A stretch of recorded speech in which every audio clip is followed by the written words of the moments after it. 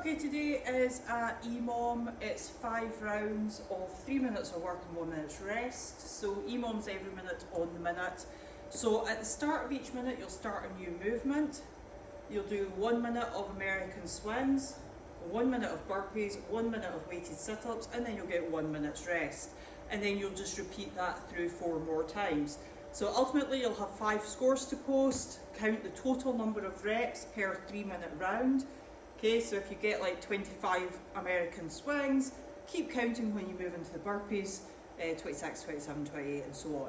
Okay, you'll get your 1 minute's rest where you can scribble that score down. Now the American swings. For the American swings, these are swings that go right up overhead. Okay, so you could use like a dumbbell or a kettlebell. Typically they're done with a kettlebell if you've got that option, but dumbbells work just fine.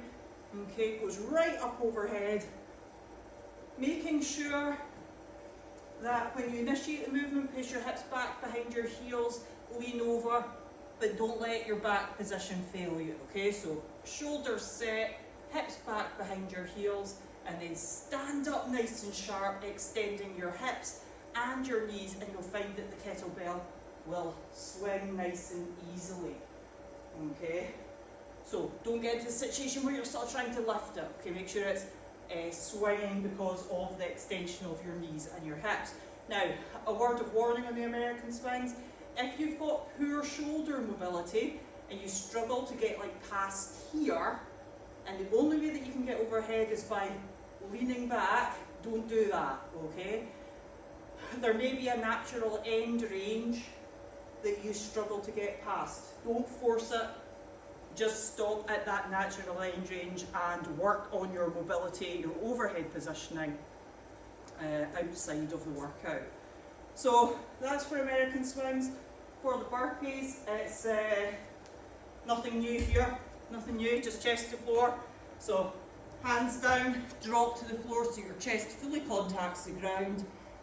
A little bit of tension in your abs, push your shoulders off the ground, lift your butt up, jump your feet in, stand up, jump and clap overhead. It is just as legitimate to step down and step up out of each rep. If you need to make them easier, then you might want to put your hands onto a raised surface, jump out, jump in, stand, jump and clap. Okay, so American swings, burpees, the weighted sit-ups. For the weighted sit-ups, you're going to have any weight. Keep your legs straight out in front of you.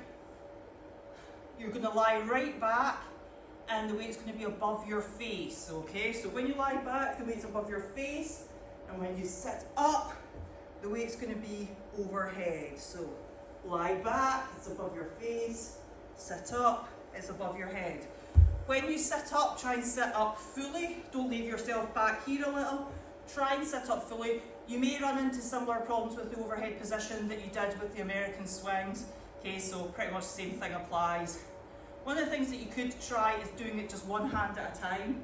Okay, so hold your weight in one hand, and that might free up a little bit of movement through your thoracic spine to be able to keep the weight up overhead. That's it, the 3 movements: American swings, burpees, and weighted sit-ups. If you really struggle with the weighted sit-ups and you just can't get up, of course you can try and do them with no weight. And if that's still not going to happen, I would suggest that you sub them out for either V-tucks or leg raises, and that'd be fine.